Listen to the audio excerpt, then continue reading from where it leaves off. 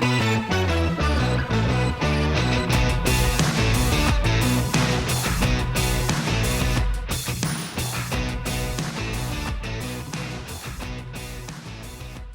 to episode 72 of the Hard Truth About B2B eCommerce. I'm your co-host, Isaiah Bollinger, at episode 72, and back with Tim. Hey, everybody. Tim Peterson here, loving what we're up to. 72. I can't believe it. I actually remember 1972 also. So, speaking to a whole other generation there. I'm going to continue my tradition of giving a couple shout outs to people who've told me that they've listened to our podcast. So, big social influencer Luke Matthews is impressed with our podcast. Oh, wow. I know him too. If anyone knows Luke, and I think everybody does, Luke loves us, so I love you back, right? Thank you for that. Also want to give a shout out to Robin Lebo, an old employee and former colleague of mine who is listening to the podcast, and I didn't know that. So I'm very excited. She's been loving it all along, and she advises a lot of people in the B2B space, and found us and didn't know I'd been hosting the podcast. So it's like, I know Tim. Like, who's that voice? I recognize. I know. It's like amazing. So shout outs to them and to everybody else. And if you're hearing this, just reach out to me and to Isaiah and tell us what you think. We'd love to hear. We're easy to find on LinkedIn. So I'm going to pause just for a moment to insert our sponsor mentions, and then we're going to kick things off. Our first sponsor is PunchOut2Go. PunchOut2Go is a global B2B integration company specializing in connecting commerce business platforms with e-procurement and ERP applications. PunchOut2Go's iPaaS technology seamlessly links business applications to automate the flow of purchasing data. With their solution, you can immediately reduce integration complexities for PunchOut catalogs, electronic purchase orders, invoices, and other B2B sales order automation documents in order to accelerate business results. Balance is our other sponsor. Balance is a B2B e-commerce payment solution that works well for you and your buyers. It offers a seamless one-click checkout for almost any payment method, including ACH, wire, checks, cards, even terms. It's used by leaders in B2B e-commerce, and it's as easy as buying a shirt from Amazon. Check them out at getbalance.com, book a session, and tell them what your needs are. They are the first dedicated payment platform for B2B e-commerce, 100% tailored to your needs. Thanks again to our sponsor, Balance. Okay, everybody, thank you to our sponsors, and I'm going to send this right back to Isaiah to introduce our guest today. I'm very excited to grill him and get to the core of what he's up to. I will make a quick note before that, though, is our longtime original sponsor who sponsored before we even really had a podcast and just kind of took a leap of faith on us. We didn't ask for a lot of money, but they still took a leap of faith. PunchOut2Go has now rebranded to TradeCentric, and I think I'm not sure. Definitely the site will be live by the time this podcast goes live. It might not be live at this recording. Yes. But I think it's a better representation of their name, which is just helping everyone kind of trade, especially in the B2B ecosystem, which leads us to our guest, Gil Barlev, who is helping. It sounds like, my understanding from what you told us is that you're helping not exclusively, but international companies, mainly non-US companies, bring their goods, get their goods to the US, to small, medium, and large businesses through your e-commerce infrastructure in an Amazon-like experience, which would normally probably be pretty hard for them to do. Especially, I'm sure some of these countries are maybe harder than others, and no, people might not know who they are in the U.S. Right? They might not have like a name brand, right? So, please tell us about your background and how you started this. So. Sure. So I'll start by representing what is. So first of all, thank you, Isaiah and Tim, for hosting me today. And thank you, everybody, for listening in and tuning into this podcast. That will be a very interesting one, I can assure you that. So with that said, my name is Gil Barlev, as Isaiah represented me. I'm the CEO and founder of HomeRoots. HomeRoots is a B2B selling platform for manufacturers of furniture and home decor items who want to get their goods sold by North American retailers. Right, so we're helping them on all of that aspects, which we will dig deeper. But in my background, how I got involved into all of that is that my background, I'm actually a software engineer. Started off with coding. I started my career when the internet was just building up, becoming a thing. Many companies were not really utilizing it. E-commerce was not yet a thing at that time, but that's where I started my career. And through that evolution, I found myself one day working for Toys R Us, and one day actually needing to lead a project that gets them integrated with Amazon, while Amazon was doing the front end, selling the goods, selling the toys that Toys R Us were supplying. So that really what got me exposure with e-commerce. Really on a global scale, not just domestic. We're also involved in Toys R Us on an international scale. Yeah, A lot of idea into wholesale and retail and logistics and all of that. And I fell in love. I fell in love with e-commerce. And the years went by. I've done a little bit different project. I had my own different companies. Helped out different companies. I saw your LinkedIn and there was a long list, but I saw All Toys R Us and then there's a bunch of stuff and then there's now HomeRoots. And there is now HomeRoots. Yeah. And it's all an evolution. It's all evolution because really when you get down to it, you know, it's easier nowadays. It's easy. Marketplaces have done, mainly the consumer-facing marketplaces, such as we all know as Amazon is the leading one of that, have made it very easy for really, I will say even people, I won't say necessarily even companies, okay? I will say even people all around the globe get the products and sold, right, to the consumers, right? So you got solutions out there. But if you look at Amazon and you look at other marketplaces that are out there and you combine all the market share that they have in our space of furniture and home decor, they don't even represent 10% of the market. Really? So yeah, even when you include like Wayfair and all of that. So Wayfair is different, but even with Wayfair, they don't represent 10% of the market. Even with Wayfair. So where is the 90%? Is it's the Jordan's Furniture in store, or where is all this? Exactly, that's part of it. It's the no-name stores that you never heard of, or unless you're in a local, you know, they're local. Yeah, so there's like local furniture chains and local furniture chains. And then you have like Bob's and Jordan's who are kind of mid-size. Exactly. Those What about IKEA and big players like that? So IKEA is, we don't do directly any business with IKEA.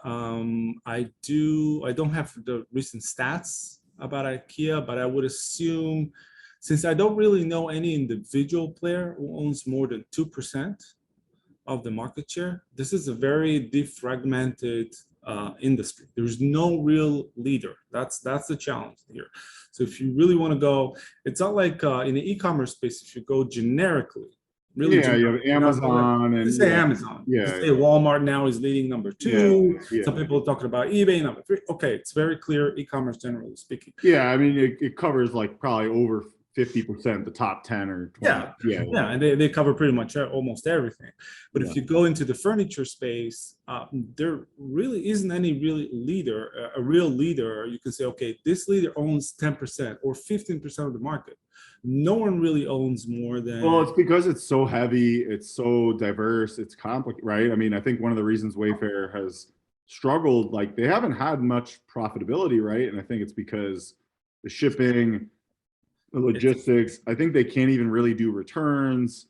You know, there's a lot of reasons why. Yeah, there's a lot of it. It's not an easy industry. That's why I picked it up.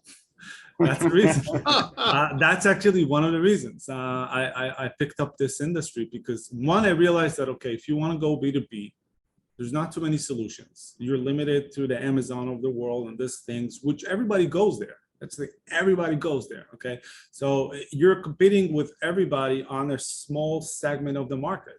So I said, this doesn't make sense. Like if you go in any financial class, right? And any professor will tell you, why would you want to have high competition in a small segment market when high competitive in a small segment? Just go to the less competitive market and a higher audience. It's like finance 101. So I realized, okay, maybe I'm the only one thinking about it. Maybe there's more, but I don't care. I got to move forward. I gotta do something about it. And that's really what yielded HomeRoots. And HomeRoots was about the furniture because issues that you just said. It's very difficult. It's very antiquated market, industry.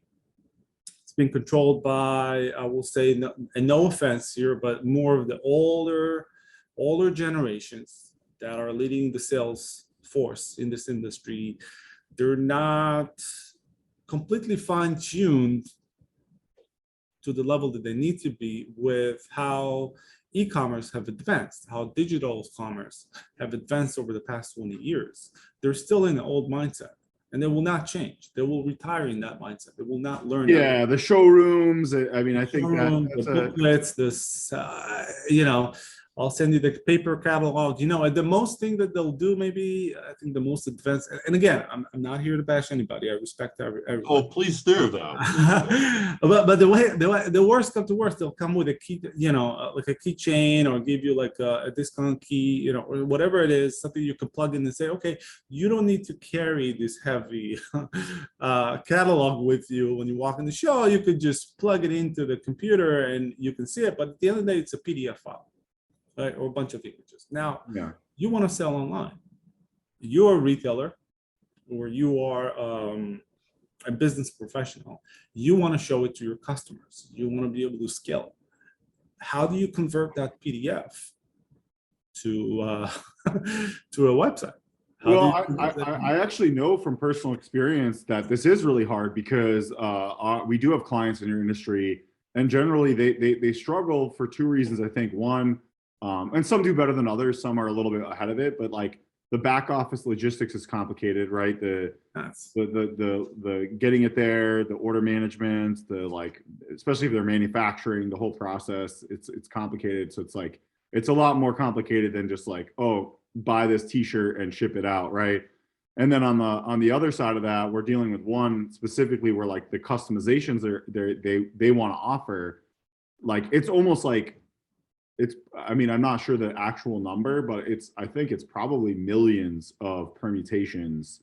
I think I'm not even sure if they do like a SKU for everything. They probably have some sort of like code or programmatic code, because it's just, there's so many potential, thousands of different fabrics. And then within the different pieces of the furniture, you can choose different colors and that's like per item, right? So if you have thousands of items, you're talking about millions of potential permutations of this one business. And this is not a company that's like Home Depot, right? It's a small business. It's a small business. And that's exactly the problem that HomeRoots is solving, right? So we're two side face type of a company. So on one hand, we're dealing with manufacturers. We're helping them. So our promise to them is we will get you into the retail.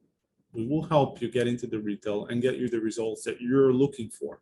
Okay, and what does that entail? We can touch upon that shortly. And then on the other side of things, we are saying to the retailers, or we're saying to business professionals, listen, we know that how you got used to, as consumers, you got used to buy online, and you have a certain expectations, a buying expectation, or buyer's experience that you would like to see also when you buy in wholesale, when you buy in bulk from your suppliers. So we want to create their B2B shopping experience similar to their B2C shopping experience. And that's our promise, to make the easiest way. So you can be in the middle of the night, you want to order something, whether it's for your customer or project, whatever it is, right? You can log in. We have a gated community in HomeRoots.co. You go in, you register, you add your item to the cart, you check out, boom, the order is done. You know exactly how much shipping you're going to pay. You know exactly how much the cost of items. You know exactly when you're going to get it, how you're going to get it. You have all the details even before you place an order, but it's definitely clearer after you place an order. So there's no surprises. You don't need to call anybody to place the order. You don't need to, I mean, if you want to, you can, but you don't need to. You don't need to go through all that. So let me ask a couple questions just based on my experience with some other companies that do B2B. So I've worked with, Crate and Barrel and Williams Sonoma, Design Within Reach, these companies, and they all have B2B, right? They all have online portals, let's say, for B2B e-commerce to take place. If you order for Design Within Reach, you can fill out an office building, right? You can literally fill out an office building and say, floor 10, offices 1 through 25, boom, boom, boom, boom, boom. And then, figure out the terms and figure out the deliveries and all that. So that, again, is a model that you offer also. You could do something like that if you're a facilities person, or you're filling out like a whole apartment complex, that kind of thing.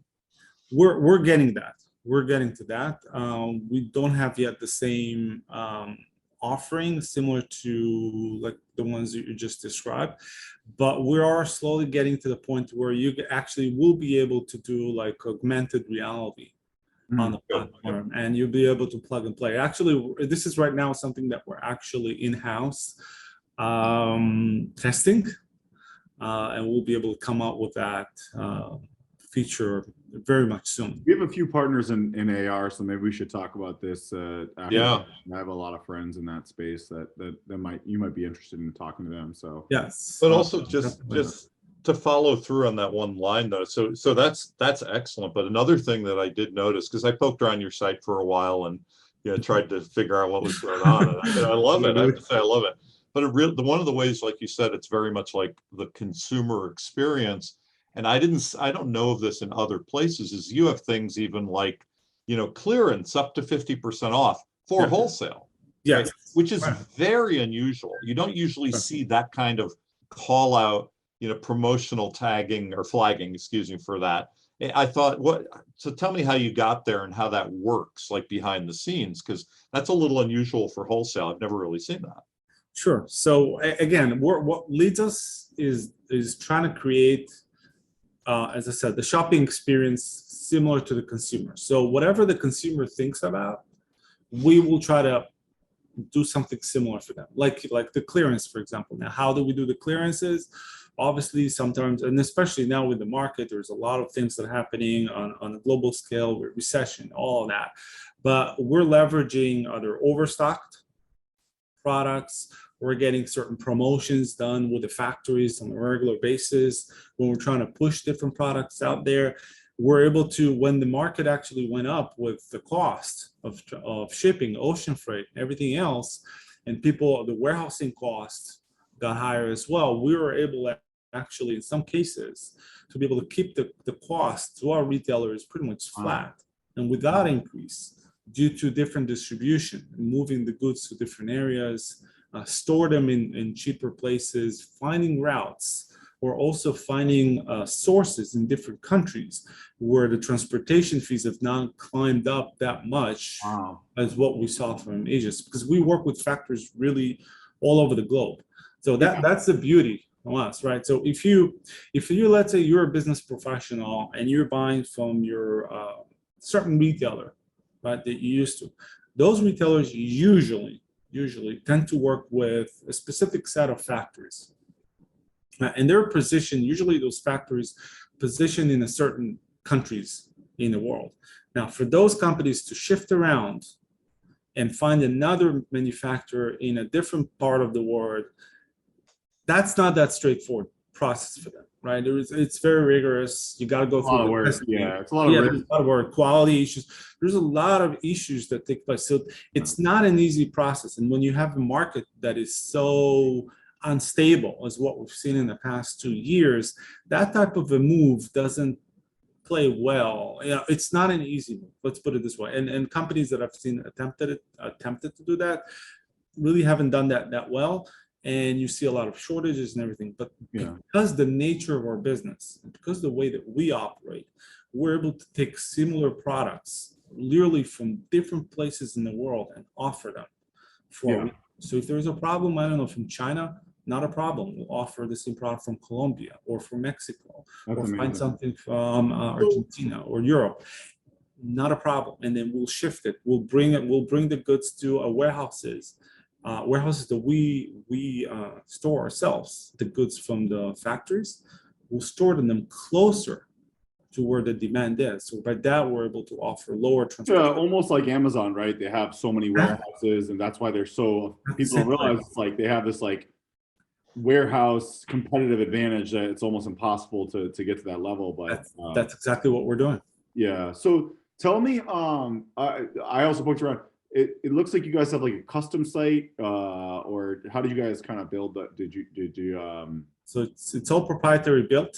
I've been asked many times on what e-commerce system I've built it on, but no, it's a proprietary built from the ground up. Took us several years, and we have a whole development staff in-house that keeps on fueling it. Don't mind me asking, where's your staff? Is it mostly US, overseas, or where have you kept it? Partially it's overseas. Partially I will take the opportunity to say that some of our development staff is in Ukraine. And we've been supporting them through this war effort all this time. We've been actually strengthening our ties with them. That's awesome. And this is important. They're very close to our heart. We keep them. Yeah, try to keep them safe as much as we can, at least financially. Yeah, one of our biggest partners is BigCommerce, and they had I think they had almost 100 developers in Ukraine. So yeah, there's a lot of e-commerce developers in Ukraine. So yes, yeah. My one of the companies I work with, we have an office in Kiev, and so there really were lots and lots of people affected by that. So yes, I think it's touching all of us. It's really pretty amazing. I definitely think it's important that we all keep them working and paid as much. Yeah, I agree. Yeah, this is dear to our heart. And when the war broke out, I was asked many times, okay, so what are you going to do now? And it's not like we have exclusively, our entire staff is not only Ukraine, so we have developers really from other places as well, but we do have a large chunk of developers in Ukraine. I was asked, okay, what are you going to do? Now I said, listen, I'm going to stand by them. They are part of us. They are our company, almost like family, and whatever we can do to support them, we will. And hopefully, I'd like to say, they'll be the judge, but hopefully we did a good job with preserving them, making sure that they got food, they got money, so they can get their, families being taken care of. That's amazing. So you guys built this infrastructure, which makes a lot of sense. There's probably a lot of custom logistics and things that are going to be tough to have in one platform. How did you guys do all these warehouse? Did you just contact a bunch of different buildings, or these third parties, or how did you get all these different warehouses? So we built different partnerships over the years with different companies that let us actually lease certain areas in those warehouses that are more dedicated or exclusively dedicated to HomeRoots, to what we're trying to do. I can't tell you that it was an easy task at first. Most warehouses do not want to deal with furniture. When they hear furniture, they say, okay, am I dealing with sofas, things that doesn't come boxed? What am I mean, is it heavy? Many of them don't, right? They can't stack it in they can't stack it. Most warehouses actually do not want to deal with that. I will say majority of them, but that's how we built it. We contract them, we show them the added value, we portray the picture that, hey, it's okay. The handling of the merchandise is on us. We just need the space, okay? And so don't worry about us doing something. You get all the empty office space, figure out how to lease, all the United States office space. It's going to be I bet you in the next, a lot of leases are going to come up for renewal, and I don't think everyone's going to renew their lease. I can tell you that we've utilized that as well to the beginning. At the beginning, we utilized that as well as part of the pandemic, especially for the small items that are not that bulky. We use that one, but we got some extra space. We'll lease you some space. It's not a lot, but hey, maybe in Malden you can like the sublease. One of the things that both of you gentlemen probably know is that a lot of malls, Simon Property Management and others, there's a lot of empty space. So especially when Sears disappeared, JCPenney disappeared, Lord and Taylor disappeared, a lot of that mall space has been repurposed into DCs, distribution centers. So it's and there are people that I've now talked to directly about this. It's great business, for e-commerce, and it's really something that if you haven't done that already, you should start talking to the mall companies too. It's pretty great. Yes. One other thing I'll slide into this. So, I think I've told our listeners this before. I've had a long career, I've done a lot of crazy stuff, but I was also a warehouse and multi-unit store director for a furniture seller, among many other things, long ago. And furniture is complicated. I want to underline that. This is something that people often don't realize. I was also manager in a pottery barn, right? And worked with the Williams-Sonoma companies as a consultant subsequently. And so it really is, it's not easy. It's not like home accessories can often be quite easy. They're like anything else. You fit them in a box and you ship them. Furniture is sometimes assembled on site, sometimes assembled in warehouses. Sometimes you need white glove delivery. It's really unlike so many other things that have to get sent around. It is. You're right, because there's a lot of it is like a do-it-yourself product, right? Like it's like you get a product, but sometimes you actually have to build the product, and sometimes that's really hard. Like the instructions are not great. Not easy. And that's exactly because of the challenges that we saw in different different businesses, mainly e-commerce, even small to medium-sized e-commerce companies, even they struggle with the LTL. They struggle with the assembly, delivering, finding reliable. Oh my God, I mean, shortage. I have a lot of personal experience with this for two reasons. One, we have the Trellis digital agency side, so we work with, some of potentially even your type of vendor type customers, not maybe exactly that. And then also my wife and I helped her, but it's mostly run by her. I'm actually there right now just because I needed to help her, and we had been traveling a lot, so she hadn't been able to work on it much. Is a small Airbnb, like a rental business, small Airbnb, and so we're constantly getting either the original furniture or guests over time. They kind of wear on things because you have so many guests coming in and out, so a lot of things got to get replaced. And it's just it's really hard. You can't get any reliable times, delivery times. I can't tell you how many times they're delivery window is 2 to 4, and then they're like, oh, actually, they're wrong, and then it's another week later. It's almost impossible to get reliable delivery times on larger items. It's hard even to get trucks, right? And we realize that that's an issue. That's one of the problems that we're solving to both our manufacturers and also our customers, right? When all they need to do from our perspective is just place the order. The dealing with the trucks, the deal with the deliveries, all that's really on us. And we have a wide variety of carriers that we work with, that we trust, and they know us. So there's a relationship. There's also a priority basis that takes into place. And we make sure that the experience is as pleasant as possible. Now, I'm not telling you that everything is perfect. This industry has gone through a lot of challenges. I won't tell you that. Zero complaints, right? 0%. No, I won't go there. I won't go there. Not this industry. I won't BS you. But we are making it more pleasant, because at the end of the day, listen, it's the same thing with the warehousing, same thing with the truck, right? It's how big are you? Right, so if you're one guy who's, let's say, going back to the warehousing, if you just want a warehouse space, right, and the warehouse owner, whoever it is there that needs to lease your space, they don't know you much, or you're not such a big player for them. If you need to get your goods out the door, and there is warehouse with issues such as personnel or demand on the product, whatever it is, you're going to be put down in the priorities, taken down in the priorities, and you're not going to be the first one who's going to get the goods out, no matter how far or how loud you're going to scream. Ain't going to help, right? If there is a capacity, you're going to be shut down because you're the smallest guy for them. You're the smallest customer. Same thing goes with the truck.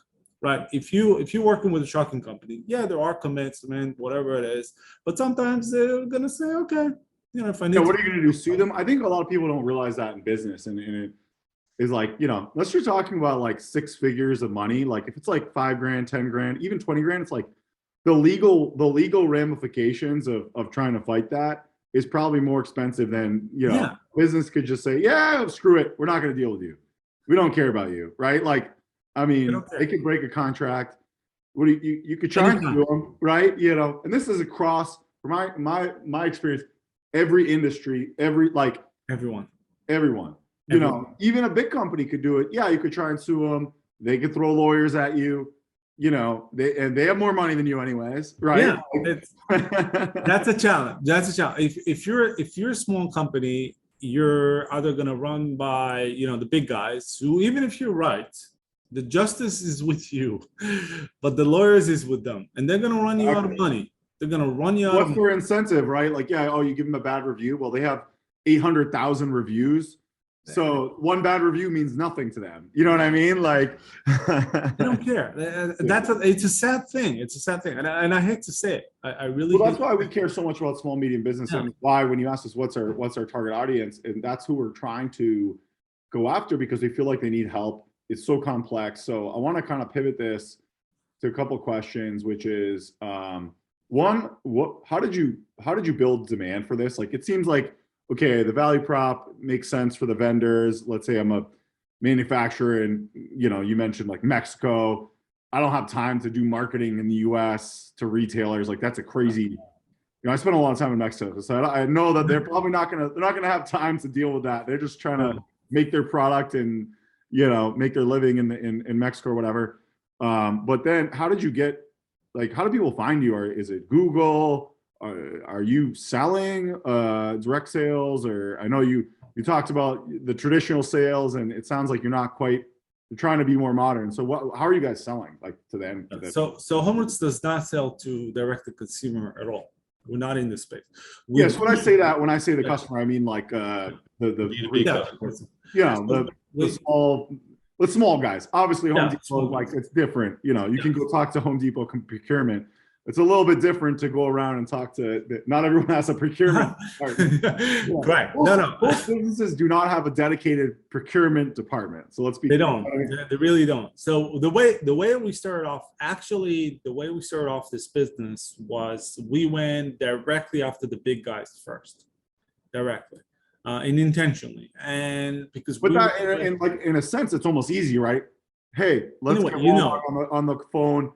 You can kind of figure out how to get to them, right? You can try. It's not easy to get to them. It's not easy. Well, it's not easy to get them on the phone, but it's easy to know who they are and who they are, and you can try. But we went after them strategically, using and pitching them with how the buying experience through us will be different than just another vendor knocking on their door and trying to sell the product. So we didn't sell them the dream of the product, about this is a sexy product, or you're going to really love this couch, or you're really going to love this chair. It wasn't about the product. It was more about what can we enable those retailers that they will not be able to get from any other source of goods, any other vendor. Right? You were basically like, hey, Home Depot, I can get you all these lights for, and you're not going to deal with all the hassles of the other people that you might deal with. Or I'll give you a good example why, when it becomes really attractive for them to do business with us. So what really was in it for them. So you think about many retailers now. You see also, I mean, Amazon went with that, Walmart is going with that, Wayfair is trying to go with that as well. But to a certain degree, you know, they're creating those marketplaces, right? Where different factories or different importers can upload their products onto those marketplaces and sell their products through those marketplaces to the consumer, right? But if you think about now see it from the retailer standpoint, who operates this marketplace. Usually they work on a commission basis, right? How much commission they're taking? 15%, 12%, 1%, whatever it is. It's fixed. Right? It's not going to change. You cannot now start charging 25, 30, 35, whatever it is. You cannot. But what if you had another way as a retailer, what if you had another way to get the same large amount of products like a marketplace, but instead of working on 15%, you can work on 50%, 40%. What if you have this opportunity? Would you go for it? I want to believe you will, because you're gonna do double or triple the markups and the margins. Yeah, you can charge the same price and just make way more For money. the same price. And you are in control of the pricing that you want to offer to the consumer. And that's what we sold them. That's what we're with a good experience and making it easier for good them. experience, make it easier. And there's a lot of other pieces that we haven't really touched yet. But this is what we're doing for them. So we tap into the retailers. We tell them, listen, we can fuel your retail, your .com site. We can fuel it like a marketplace with a large array of products, while you in control of the prices, while you in control of your margins. So let me ask a question then. So let's say I am Home Depot or one of these big companies, and I'm on your site and I'm signed in. Is there full price transparency? I can click and buy whatever I'm buying. There's no like dead end where it says call a salesperson. No. Because that's the kiss of death, I think, for B2B e-commerce, where everything dead ends with the call a salesperson. Yeah, no. There isn't. We do have account managers. Online catalog, which is really a glorified, catalog online at the end of the day for that. You are correct. What is that? And I want to touch upon. So first of all, we don't have this on our side. We do have account managers that do help you. Sure. You're not relying on them at all for placing an order. You don't need to call us to complete the order. You don't need to do it. But we do have account managers that help you with your assortments, give you recommendation, help you be there for real salespeople. That's what we were talking about. Like, hey, this is actually how we're going to help you, not just place this order, right? Yeah, not just place this order, but this is what you need. But there is another aspect here that we haven't really spoken about, which is something that we do for our suppliers. Now, most of the manufacturers in the world, we can argue about that, whether we want to change it or not, but most of the manufacturers are non-US based. There are not too many factories in the US. Yeah, I mean, even the US, I think it's about, want to say, and this could be way off, I want to say it's about 13 to 15% of GDP in the US. Yeah. Does that sound about right in the US? I think you're right. It's close to. I mean, everyone, they've said it for years. We're a services economy, right? It's funny because they're like services, but like, that software as a service, like software as it's kind of a gray area to me that everything is a service, but it's like, well, you're really just paying for this product, but it's software. It's software. Yes, it really is software. And so the thing is that most of the factories, especially for furniture, home decor items, they are really overseas, which means that English is not their first language. All right, let's start off with that. Now, when you're trying to get your products, you know how to manufacture your product. And I want to believe that you know how to do it best, because this is your essence. You are a factory. You need to know how to produce products in the best quality. And let's say, if not, you got a QC. But let's say we pass that. Now you need to market those products into the US or into North America. You need to be able to. You don't even speak English that well. You don't even speak English. So what our company does, actually, we're taking the information that we're getting from them, and we're enhancing that. So we're recreating we're rewriting the descriptions. We're enhancing the content. We're enhancing the photography. Oh, wow. We're doing all those things. Doing all that. Wow. And how much are you charging for that? Nothing. Okay, interesting. I wanted to make sure. That's really interesting. Nothing. So I assume you make money on some fees somewhere, right? You are getting a marketplace. No, we are getting it. We're getting a certain markup based on the industry. So it really varies on the category and at the time of the day, but some products are getting in essence, these manufacturers are almost like outsourcing to you the entire sales and marketing process of coming to everything. Yeah. Entire ops, back office. So we do for them. Okay, we make this awesome product. Here you go. Like, figure out. Exactly. You make this awesome product. We're asking you two things to do. One, get us all the basic information as far to the what you know. Get us the specs, size, weight, material, all this thing. Get us this piece of information. And second, work with us to get the product into the US. It has to be in the US for us to fulfill it, But Yeah, get we it through don't have customs and get it through the process of getting into the get it US. through the process. We're helping them with that as well, but we need their willingness Yeah. to do that. There's a If whole they're not- legal tax. It's complicated, right? Yeah. yeah. Duties and tax and stuff. Yeah. Yes.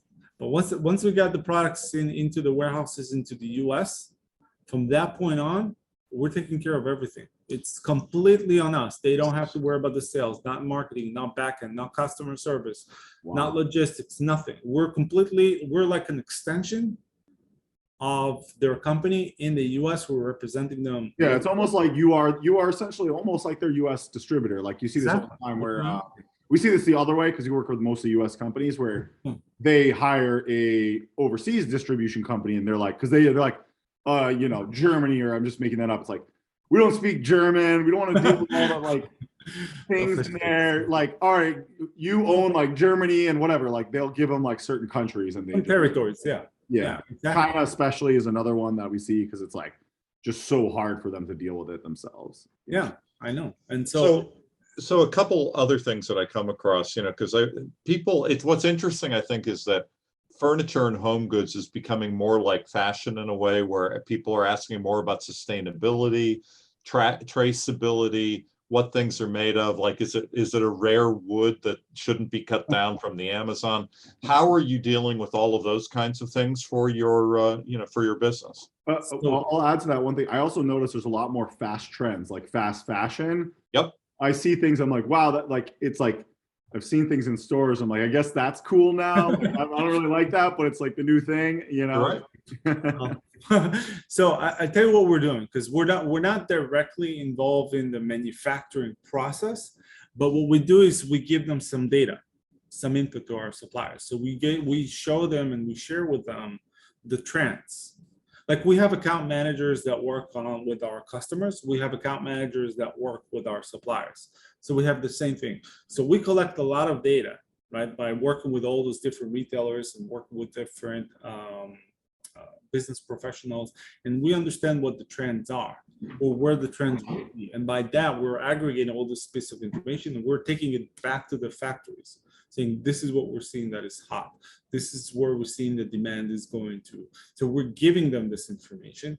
I agree with you, Tim, that usually, yeah, it's almost like tailgating the fashion industry. So you can see the different trends with colors. They'll say like, now this is the, But just to be clear, even more than that, you know, fashion is being forced to talk about certifications, like sustainability certifications. So are you looking to do that with any of the manufacturers who are selling, you know, that sort of thing, like an actual certification?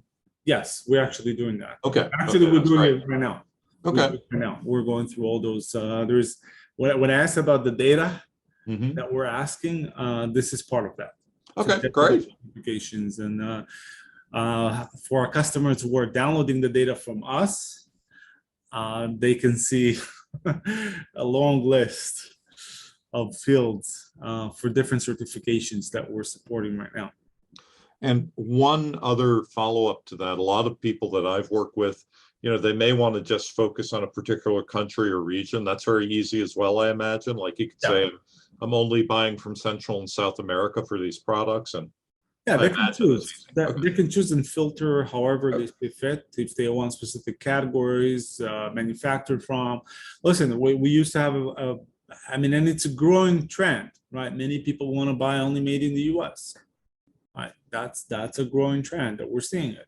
You know, there's still limitation of the factoring, and I could tell you many companies. There's not too many manufacturers in the U.S., but still, you know, you have companies that. Well, we have a few customers, so maybe we should talk about that. I'm not sure they're your customer, but they might be interested. There was some of the last remaining U.S. factories, literally.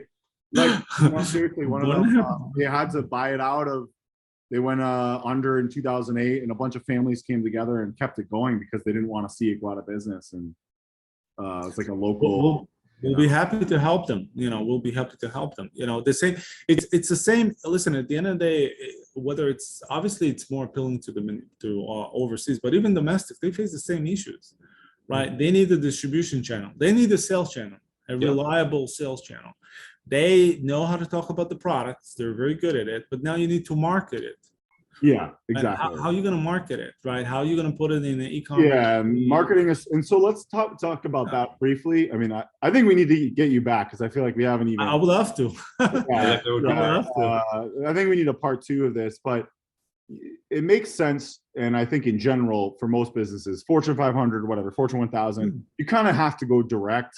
I mean, you can get lucky and get some inbound, and we've gotten lucky with that, but like, you know, it's more of a direct sales approach because it's like, we know who these 1,000 companies are, 500, like, we know we got to talk to these people, and you know, it's a hard process. But how did you get to the SMB customers? I mean, there's no way you could. I mean, you can do that, but it's not very efficient to call up every little retailer. No. So I'm trying to think back how we got the first one. So we partnered up with different companies in the ecosystem that they have certain customer base domestically that they buy from them. So through that, we had the referrals, and slowly people saw us and start putting us online, mainly with exposure of the big guys. People, I believe, felt that they could trust us more to actually put their faith in us and try to work with us and advertise our products and give us a chance.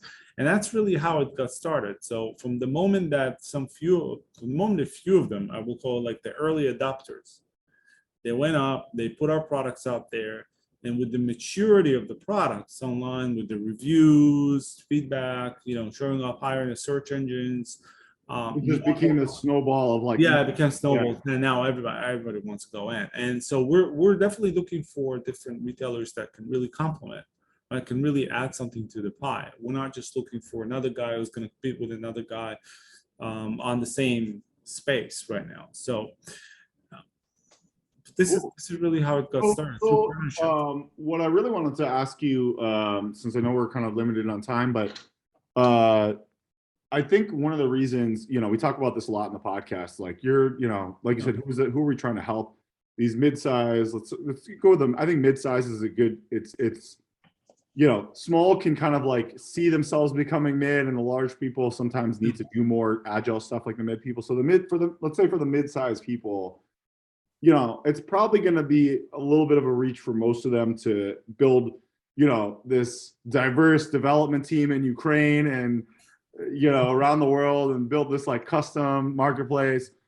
Do you recommend that they like, what would you do, you know, knowing they have maybe a more limited skill set? Like, you know, typically we feel like and we do a lot of this work, it makes sense for them to maybe work with a platform that has you know, a B2B capability, you know, maybe not quite at the level of what you custom built, but enough where they can get some things out there and have some sort of foundation, like a BigCommerce or Magento or whatever. Yeah, so I'll tell you. So if they're in the furniture or home decor space, I'll say work with HomeRoots, obviously. But if you're outside of that space, I'll say you really got to focus on. I'm also thinking they kind of still need to have, like, they want their own website, right? Like you kind of no, definitely, brand, right? Like even if they outsource 90% of their sales to you, I still think they need something internally because it's just, you know. So I'll tell you what we're doing. So I'll tell you what we're doing, man, and maybe from that we can also segue to your question, but on that aspect. So we have different retail stores, physical retail stores that have no presence online, have no stores. They don't have joesstores.com. Okay. They don't have it, right?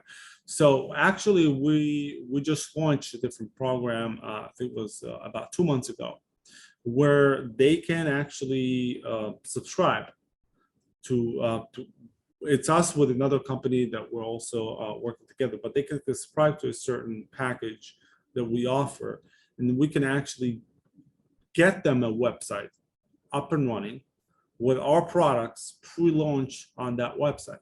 Now, if they want to add other products, that's not a problem. It's not limiting in any way, so they can grow it, but at least they can get the foundations of having a website, having a domain up there with pre-launch products that they don't need to do anything as far as handling the orders or shipping, tracking numbers, or in managing inventory, syncing up inventory.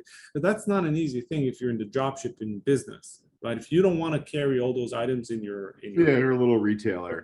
But this is I don't more, rely at on that point, you're somewhat direct to consumer because these are smaller yeah, retailers. those are really.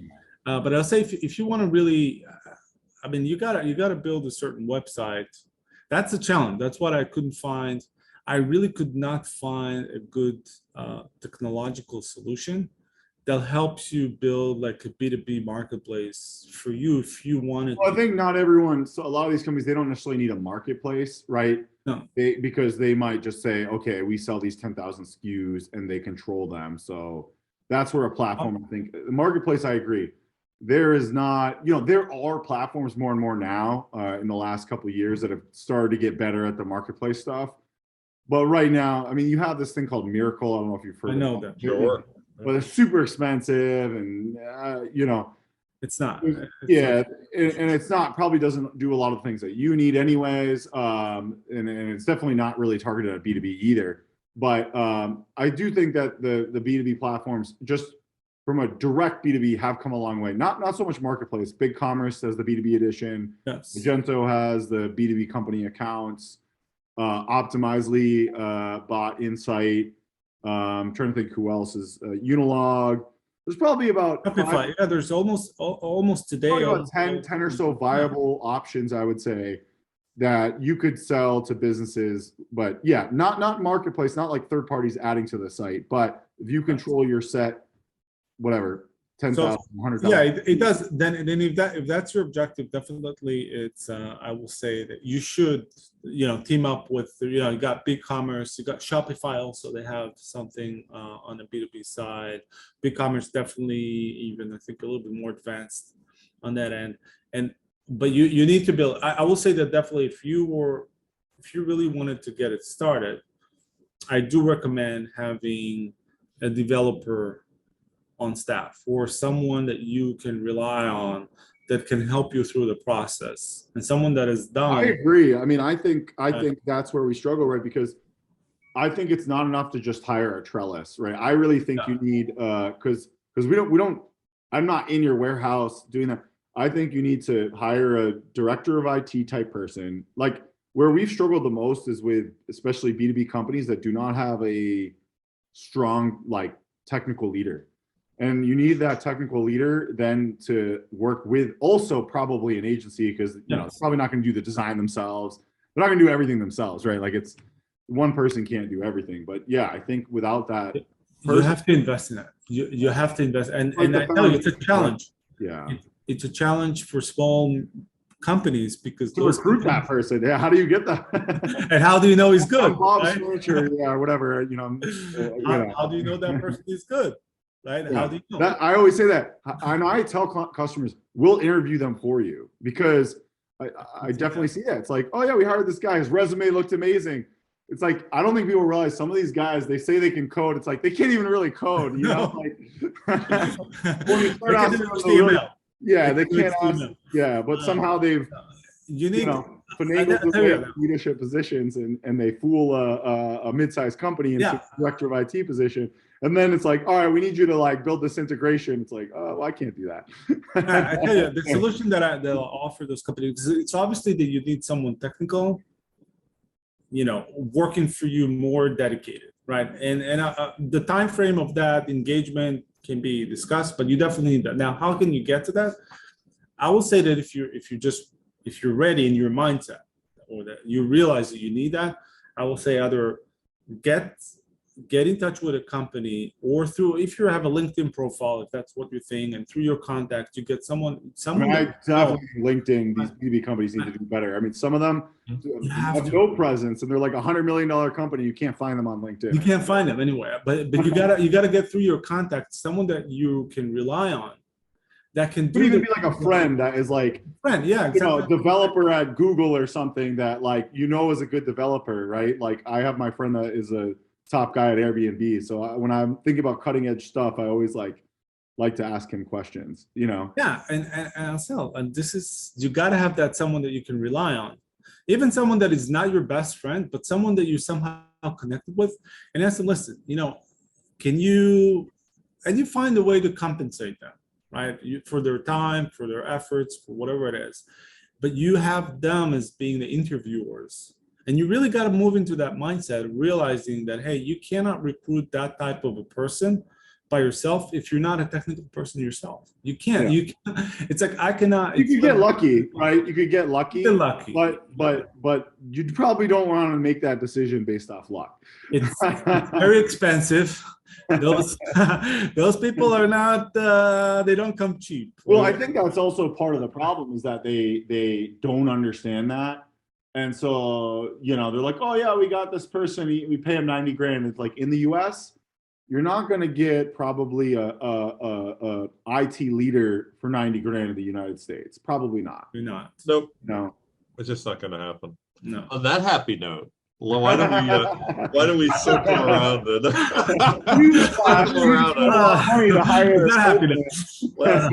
no, but just to give a solution, just to give to the audience some solution, and I would say really you got to find someone, whether that's a good friend or through your LinkedIn or through your network or someone that you know, indirectly or directly, get in touch with them, find a way, and don't be cheap about it. Find a way to compensate them, even something nominal. It's not about the amount. It's more about the gesture. The fact that you are appreciative of their time, and you have them, and your engagement towards just interviewing technically the people. Yeah, that help me find someone that can lead this new initiative. A quick anecdote before, and I want to wrap this up. But like, we had a customer that didn't work out with us. Perfect example. Small, mid-size, almost mid-size, right? I would say around $40-50 million distributor. Not tiny, right? Like, that's decent size amount of money. I mean, a lot of people, they'll never get to 50 million of revenue in their lives, right? Like that's like a pretty big revenue size. They, it just wasn't working well. And I think it's because, and my team came to me and they're like, so the marketing team was running all of IT essentially. So they had 2 marketing people, they were running all of IT. And they had Magento and they had WordPress, but they had some and they had Salesforce, and then they had Sage. You're talking about like some pretty enterprise systems. Yeah. And we kept saying like, you need a director of IT. Like it wasn't working, right? Like it felt like we were just treading water, right? It felt like we were like in what's it called? Trying to use some analogies here, like quicksand, right? Driving a new one step and then a step back. It's just like, just couldn't get any like momentum. And I even tried, I was like, with what you have, I think you should maybe simplify to SaaS, because Magento is a beast. It's a great platform. Yeah. I built a lot of my career on it, but let's be honest, it's a pretty beast open source, PHP monster of an application.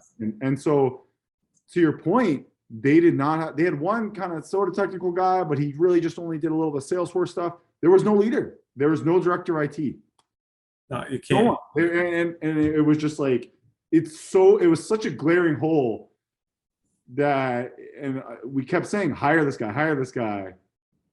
Nothing happened. They never hired him. Maybe they're going to, but like, we probably worked with them for 6 months. So there's no changes, it's like, to me, it's just, that's a year. They're going to go through a year of just wasted time by not hiring that person. And then if you think about the loss of revenues and loss, people don't think that way. I kept saying, like, do you want to be $100 million company? They could definitely be $100 million company, but I don't think they'll ever get there without that structure of IT, right? You cannot do it without IT. You can't just do it with, again, I love marketing. We're doing it, right? But marketing is marketing. Don't confuse that. Don't get me wrong. They also had another platform, an iPaaS solution. Right? So, so you're talking about some enterprise systems like iPaaS is. These things are and like marketing is trying to like figure out how it's all working, and it's like they shouldn't be worried about that, right? Here's how they put it all together. Yeah, they should be like, director of IT, make this work. So we can market the business, No, you gotta have someone technical. Even in earlier stages, I say don't wait. Yeah, don't wait till you're floundering at that $50 million size, right? Like that's where I think that's why we have this podcast, right? Because what scares me is, where are those companies going to be in 10 years? Gone. Gone. I agree with They're gonna be gone. They're gonna be gone. If you don't have IT staff with you, committed to your company, I'm saying committed. Now, it doesn't have to be a full-time, 1.5, twice. Could be a fractional CIO. Could be a fractional. It takes a lot of Tim will people. help you with some of that. Yeah. It takes a lot of people to keep a business, successful. You got to have operational talent, marketing talent, sales talent, financial talent, and wherever that talent comes from, fractionally or full time, you got to have it. There's a mix, and some, the stages of a business require different things. Isaiah hit the nail on the head. It's like, how do you get from 50 to 100? Well, you don't get from 50 to 100 by sticking with what you are already doing. No, you need some additional help. And that's what B2B companies aren't. That's what scares me, right? Where are these companies going to be? Right? And like you said, I agree with you that if you do not have dedicated technical staff, you will just. I just don't see how you can exist in the future in almost any. I mean, there's some exceptions, right? If you're a small little mom, there's always going to be those mom and pop type businesses, but yeah, you can maybe. The economy, the market. Like, I don't even know about that. Maybe. No, but people do studies. I'll just say this thing because I know we've got to wrap up. But people do a lot of studies in this. There always will be mom and pops, but they're different mom and pops, right? My family had businesses going back like 100 years. They're not around anymore, right? A lot of these businesses come and go, and it's not just because somebody decides that they don't want to do it. It's because they didn't change with the times, right? That happens a lot. And things changes rather rapidly today in retail, e-commerce, wholesale.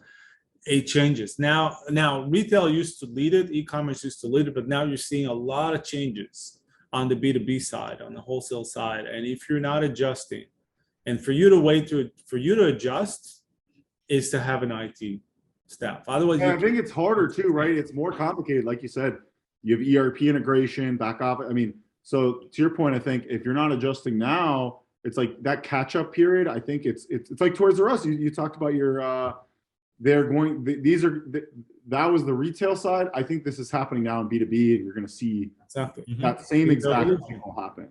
Exact evolution. It's actually rapid. It's actually advancing in much more rapid pace nowadays than the direct-to-consumer space. And you think that's just because the amount of money and B2B is big, right? Like it's just the amount of money that's been fueled in. It's the antiquity of the wholesale, the B2B space compared to what the B2C was for many, many years. And I think the B2C space is relatively, I'm not saying there's no room for other service providers there, but relatively it's more saturated. Oh, 100%. Right? Yeah. You go e-commerce. Like you said, with platforms, like we don't need another platform. People always try and pitch me on new platforms. I'm like, dude, we don't need another platform. Like, no, you don't need. You're crazy if you think you're gonna like beat Shopify or BigCommerce or these guys. They have billions of dollars. You know what I mean? Like people say, okay, so I'm gonna build another, credit card fraudulent company, or I'm going to. Oh, we saw Fast. Did you hear about Fast? Remember the Fast checkout? Yeah. Fast going down. It wasn't so fast. It was a fast end. It was a very fast exit. Very fast exit. It's a shame, but I'm sure that the team learned a lot of things out of that. I'm sure the CEO learned a lot of things, and actually, the funny thing is that well, maybe it's not funny, but it's actually the fact that they ended up in the rapid pace that they ended up or exited was, from what I've heard, highly appreciated by Silicon Valley. So for them, it was go fast, one way or the other, whether you're going up or down, but you got to do it fast. Don't go all in. And apparently it was appreciated. That's for my sources. Again, I'm not necessarily personally close. But like you said, it was a saturated market, right? It is. And to your point, B2B, there's still this green field. I mean, Balance is our sponsor, right? They're payments, but they're really more than payments. They're like an experience, a financial experience for B2B, kind of. Actually, we're talking to them as well. So, thank you, Balance, our sponsor. Thank you, Balance. So yes, this is in our space. But again, how Make many? sure to mention us, by the way, just so they. I will. Yeah, you I know, will. the podcast really swayed us, so that I was will. like the one thing that pushed us over the edge, you know. So. We will. I promise I will. Well, I think we should get around to closing statements. So I noticed the time on the clock. So Yeah. if we want to, Yeah, do you have Bart, anything else you want to say, Bill, or? You gave us that. I think it's a really important warning sign. Get your technical chops in place. Like, Yep. don't wait. I honestly think if you get it by this year, end of 2022, right? Like your mid-year resolution. Yeah. So what else? You know, what do you want to leave folks with? Just anything that. So I'll say just on the B2B space is just definitely watch out your steps over the next 6 to 12 months, you know, as market changes. Being able to be open-minded with, in some cases, some extreme changes to your operations and the way you're doing things. We are overall in a recession, and I do believe that it will be even worse before it's going to become better. So you got to watch out. You got to really be careful, but don't be cheap on the IT. Don't be cheap. The one area to splurge is the IT. Yes. No, but I do agree with that because, and I've done it myself. I've been cheap with IT. You end up spending a lot more fixing A lot that more money. code. What Yep. people don't realize is because they can't see it, right? It's code. It's literally on a machine in an Amazon warehouse. So it's like this weird opaque thing. But that quality of that code, by paying that extra for quality, will save you so much more money in the future. And I spent a year, and part of the reason it took me a year is because, you know, I basically we have overfill of Trellis. Yeah. And so I had overfill. I work on our website and it ebbed and flowed. And it just, you know, I didn't have like consistency. So it took me a year, but I was patient because I was like, I'm going to build a headless infrastructure that's going to last me a long time because I have vision and future plans of other systems in the back end. Right now, it's mostly WordPress back end. Yes. But we actually have a separate system for documentation just because our docs website is a little bit different. And then we're going to have we have an e-commerce, which is actually different, but now we can have one unified front end, right? Because it's the headless.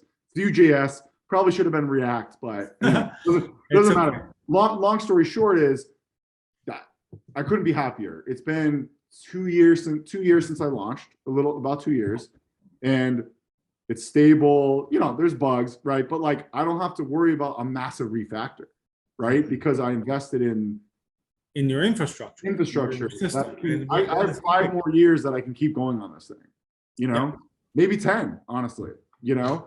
So there'll be upgrades. I'll probably have to upgrade the latest version of Vue.js, and, you know, obviously I have to upgrade WordPress and things like that. And there'll be things but I don't have to completely rebuild. You know what I mean? Once you're done your thing, you're stable. In my opinion, you're less prone to other changes in the industry. You have your own path. You took your own path. You're leading it.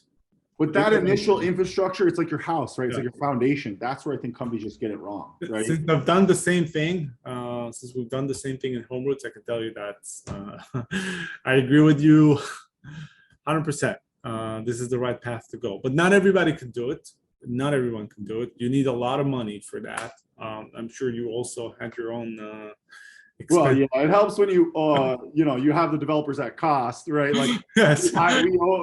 we employ them, so we don't have to, when you pay a third party, it's usually a little more. Yes, but it's worth it. At the end of the day, it's worth it. I think it's the right thing. So listen, if you have audiences that are in the furniture or home decor space, I do welcome everybody to visit HomeRoots.co.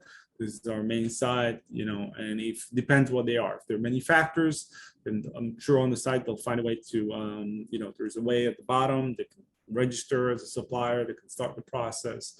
If they're a retailer or someone in the, buying space, they can just register as well to be one of our customers. So again, everything is in HomeRoots.co.